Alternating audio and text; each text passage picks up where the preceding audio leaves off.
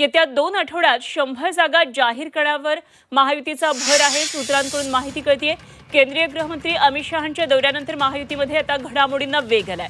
जागा घोषित करण्याच्या संदर्भात वरिष्ठ नेत्यांमध्ये चर्चा सुरू आहे आणि सद्यस्थितीमध्ये पक्षाकडे असलेल्या किमान 100 जागा घोषित करण्यावर तिन्ही पक्षांचा भर असेल।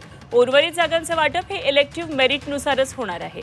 आणखी सविस्तर माहिती जाणून घेऊया। आमचे प्रतिनिधी ओम देशमुख या सर्व घडामोडींवर लक्ष ठेवून आहेत। ओम, येत्या 2 आठवड्यामध्ये 100 जागा जाहीर करण्यात येतील असं कळतंय, काय नेमकी ही रणनीती असेल?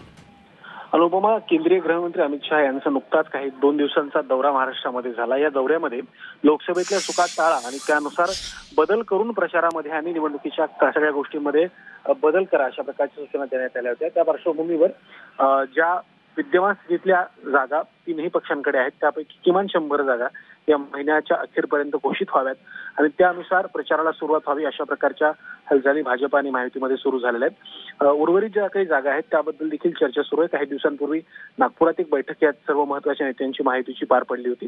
त्या बैठकीत देखील 150 ते 170 जागांबद्दल चर्चा झाली होती अशी माहिती यावेळेला देण्यात आली होती। या सगळ्या घडामोडींच्या पार्श्वभूमीवर उर्वरित ज्या काही जागा आहेत त्याचं वाटप देखील इलेक्टिव्ह मेरिटनुसार होईल आणि सगळ्यात महत्त्वाचा मुद्दा म्हणजे गेल्या महिन्यामध्ये महायुतीच्या प्रचाराचा नारळ कोल्हापूरमधून फुटणार होता। तो कार्यक्रम काही कारणास्तव रद्द झाला होता।